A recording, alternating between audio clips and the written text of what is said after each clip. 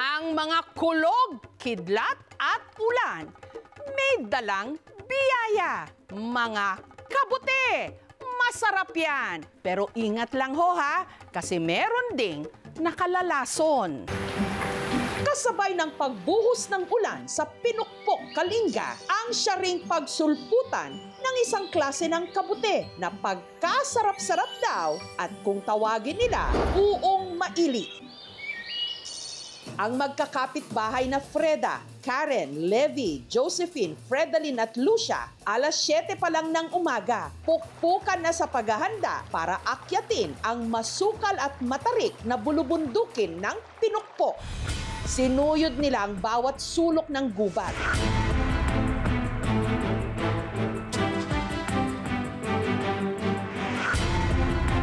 Hanggang sa naka-jackpot sila. Sandamakmak na uong maili.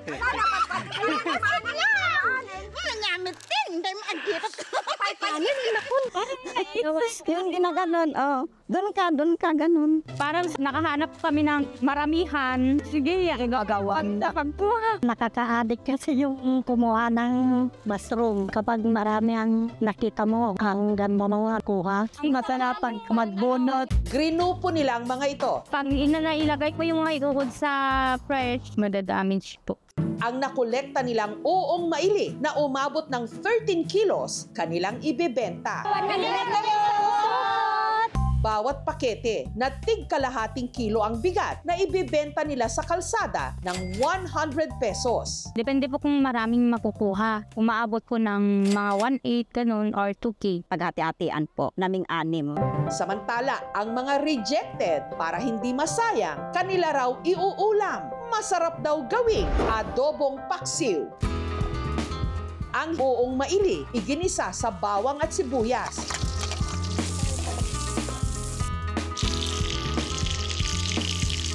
Tinimplahan ng suka at toyo.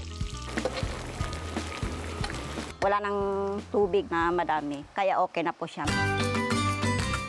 Matamis siya. Medyo makunat yung stem. Madulas siya sa bibig. Medyo chewy.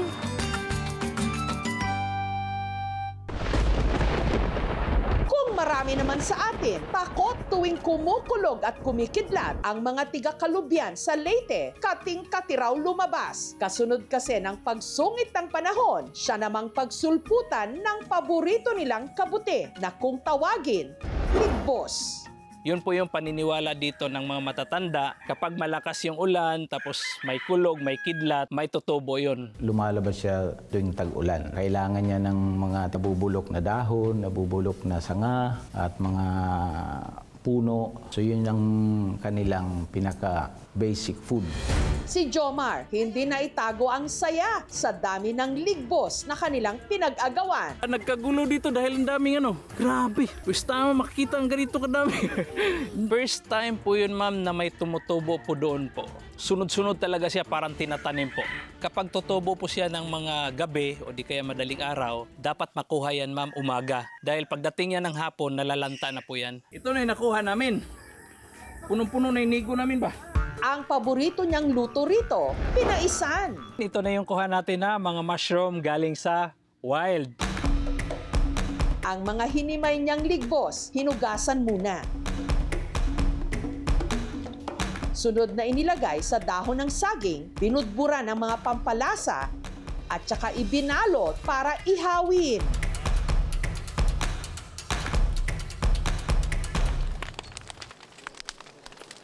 Patong lang natin dito sa may baga. Yan. Tapos lagyan natin ng apoy sa taas din para maluto yung baba pati yung sa taas.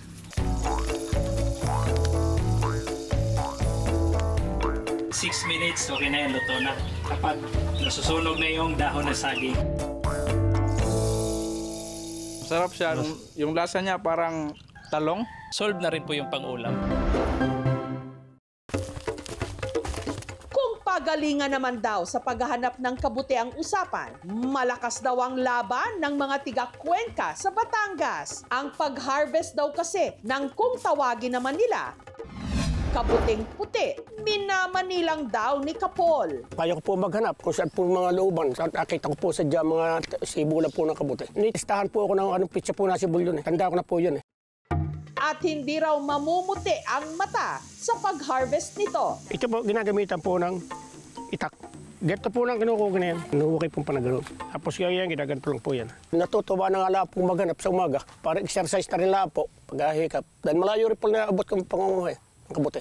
Karamihan sa kanyang kuha, ipinamimigay lang daw niya ng libre. O, pare, salamat. Pare, dadali ko lang po, boy. Tropa-tropa lang. Tsaka yan na sila na po nagpapalit sa akin ng magandang biyaya. Sila po nagdadala sa akin ng ibang mga kumbaga isda, ulam baboy, pinalap, binibigyan nila sa akin. Ito po ating nakuha kabuti po. Sa 5 natin po kinuhanan, ito po ating nakuha ngayon.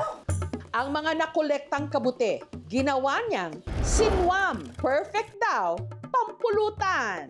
Pagtapos po natin tagalan ng putik, ating pong hihimay na ito, tugasan po natin.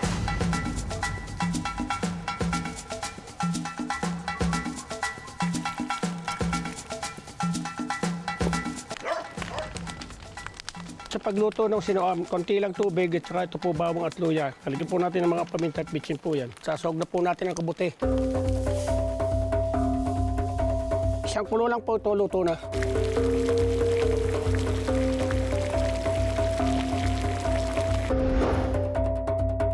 Manamis-namis po siya na medyo madulas na makunat. Marami pong nutrisyon ang makukuha natin sa mushroom. Una dyan, ang pinakamataas yung protina. Mayroon siyang 9 amino acids na present para dun sa development ng brain, sa blood, sa mga cells. Mataas talaga ang antioxidant ng mushroom. Pinapaganda yung daloy ng dugo natin. Pero nag-iingat pa rin daw siya. Mabuti man kasi sa katawan ang pagkain ng kabuti. Ang iba rito, may lason. Kaya alam ko naman po ang tunay na kabuti at yung hindi. Hindi pwede po kayo kung lahat ng kabuti makita nyo. May lason nga po yun. Pag matingkad ang kulay, yung may mga rings, mapait at mapakla at parang namamanhid yung dila mo, 99% poisonous yun. It will affect your kidney, yung heart, na pwedeng ikamatay ng taong kumakain ng mushroom. Pag nakakain ng poisonous mushroom, kailangan sumuka. Kaya diinan natin yung kanyang tiyan para lumabas yung mga toxins. Hindi lang masarap ipanlaman tiyan ang mga kabuti. Sa kalusugan, ito rin napakabuti.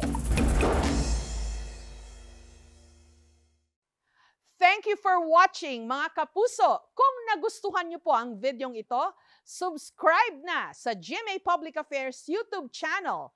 And don't forget to hit the bell button for our latest updates.